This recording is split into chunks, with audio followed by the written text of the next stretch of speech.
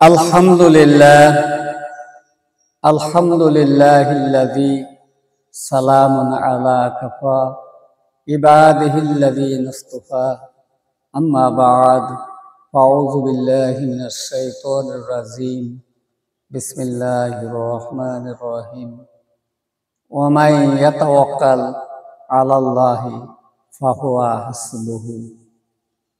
পরিপূর্ণ আল্লাহ পাকের উপরে ভরসা করিলে আল্লাহ তাআলা সকল প্রকার বালা মুসিবত থেকে রক্ষা করতে পারেন এবং রক্ষা করেন। এই প্রসঙ্গে আমি একটা ঘটনা তুলে ধরছি, যেটা হলো বাগদাদের বাদশাহ। তিনি কঠিন রোগে আক্রান্ত হলেন। সেই সময়ের বিভিন্ন চিকিৎসক ওনার রোগ নির্ণয় করে বিভিন্ন ঔষধপত্র ব্যবস্থা করে দিলেন, কিন্তু উনি রোগ থেকে মুক্তি লাভ করতে পারেননি। শেষ মুহূর্তে ওই দেশের একজন প্রবীণ হাকিম ওনাকে ডাকলেন এবং উনি বাদশার রোগ সম্পর্কে জানিয়া বিভিন্ন তথ্যাদি উদ্ঘাটন করিয়া ও রোগ নির্ণয় করে বাদশাকে বললেন, আপনাকে সুস্থ করা যাবে, কিন্তু আপনার পরিবর্তে একজন 13-14 বছরের ছেলেকে হত্যা করা লাগবে, কারণ সেই ছেলের পিত্তকোষ বের করে আপনার ঔষধ বানায় দিলে সেই ঔষধ সেবন করিলে আপনি মুক্তি পাবেন। বাদশাহ হাকিম সাহেবকে জিজ্ঞেস করলেন যে ছেলেটার বয়স কত হতে হবে এবং তার চেহারা কেমন হবে। হাকিম সাহেব বললেন, ছেলেটার বয়স হবে 13 থেকে 14 বছর, তার চোখ হবে পিংলাটে, মাথার চুল হবে কোকড়ানো। বাদশাহ হাকিম সাহেবের কাছ থেকে শুনে তিনি মজলিসে শোরা ডাকলেন, কারণ তার জীবন রক্ষার জন্য একটা প্রজাকে হত্যা করা একটা শরীয়তে বিধান মোতাবেক হবে কিনা, এই জন্য মজলিসে শোরা রাখলেন এবং কাজীর কাছে তিনি ফতোয়া চাইলেন। কাজী বাদশাকে ফতোয়া দিলেন যে একজন রাজার জীবন রক্ষার জন্য একজন প্রজাকে বধ করা দুরূহ হবে। আর এই ফতোয়া নিয়ে তিনি তেনার বাহিনীকে চতুর্দিকে ছড়াইয়ে দিলেন যে এই ধরনের 13-14 বছর বয়সে যার মাথার চুল কুকড়ানো এবং চোখ পিংলাটে, এরকম একটা ছেলে জোগাড় করে নিয়ে আসে। এখন বাদশার কর্মকর্তাগণ বিভিন্ন দিকে খোঁজ খবর করে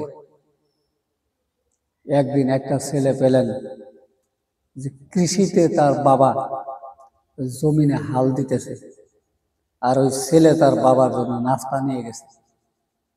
এখন ওই ছেলের দিকে তাকায় দেখে তার মাথার চুল কুকড়ানো, চোখ পিংলাটে, বয়স 13 থেকে 14 বছর। বাদশার লোকজন তার বাবার সাথে কথা বললেন। বাবা বললেন, আমার পরিবার পরিজনের সাথে পরামর্শ করে আমি উত্তর দেব। স্বয়ং বাদশা তার ওই ছেলের সংবাদটা শোনার পরে তার লোকজনকে বলে দিলেন যে ওই ছেলের মা বাবা যত ক্ষতিপূরণ চায় সেই পরিমাণ ক্ষতিপূরণই তাকে দেওয়া হবে। তার কাছ থেকে জোর জবরদস্তি করে ওই ছেলেকে যেন আনা না হয়। কারণ বাদশার পরিবার পরিজন, ওই ছেলের বাবা মা ভাই বোন আত্মীয় স্বজন সবারে ডাকিয়া উপযুক্ত ক্ষতিপূরণ দিয়ে ছেলেটিকে বাদশার রাজ দরবারে নিয়ে আসলেন। বাদশাহ ছেলেটিকে বললেন যে, বাবা, তুমি 7 দিন আমার নিজের বাসভবনে থাকবে এবং তোমার যা খাওয়ার মনে চায় তাই তুমি খাবে, এবং তোমার যদি কিছু দেখতে মন চায় সেটা বলবে, তোমাকে সেটা দেখানো হবে। কিন্তু আমার অসুস্থতার থেকে আমি সুস্থ হওয়ার জন্য, বাঁচার জন্য তোমাকে বাবা হত্যা করা হবে এবং তোমার পিত্তকোষ বের করা হবে। কারণ 7 দিন চলে গেল, ছেলেটি কোনো কিছুই চাইলেন না, কিছুই দেখতে চাইলেন না, এবং তার মধ্যে কোনো চিন্তা নাই, তার ভিতরে কোনো ভাবনা নাই। তাকে যেন একেবারেই সহজ সরল এবং দুশ্চিন্তা মুক্ত অবস্থাতে তিনি যখন যা খাবার দিলেন তাই খাইলেন এবং নিয়মিতভাবে তিনি ঘুমাইলেন এবং সে নিয়মিতভাবে নামাজ আদায় করলেন। কারণ ছেলেটিকে হত্যা করার যে দিন, তার আগের দিন ছেলের মা বাবা ভাই বেরোদর আত্মীয় স্বজন যারা আছেন তাদের সাথে শ্বেত সাক্ষাৎ করানোর জন্য বাদশা সংবাদ দিলেন। ছেলেটার মা বাবা ভাই বেরোদর আত্মীয় স্বজন সকলেই গেলেন। স্বয়ং বাদশা আসলেন, উজির নাজির মন্ত্রী মিনিস্টার যারা ছিলেন সকলেই উপস্থিত হলেন। আর ছেলেটাকে জনসম্মুখে বের করে আনা হলো।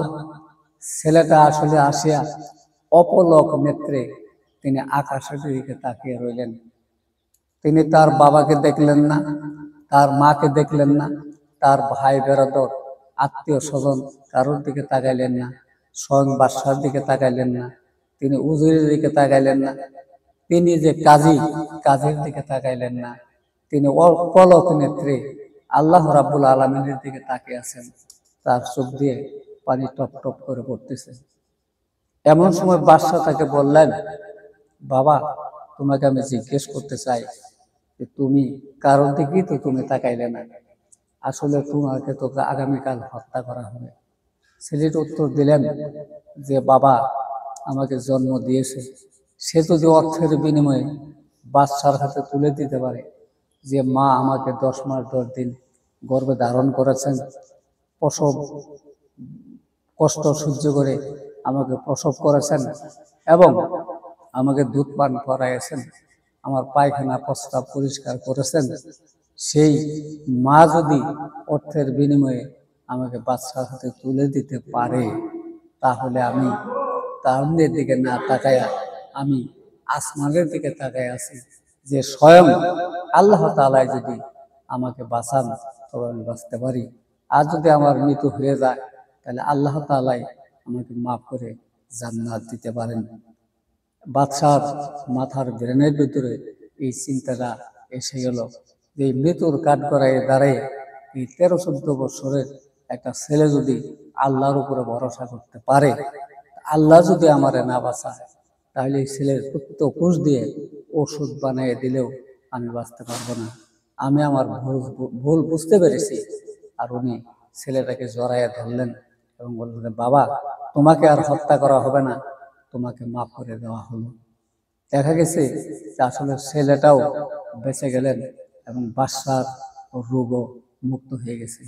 এই জন্য আমরা ভরসা করি আল্লাহর উপরে, পরিপূর্ণ ভরসা।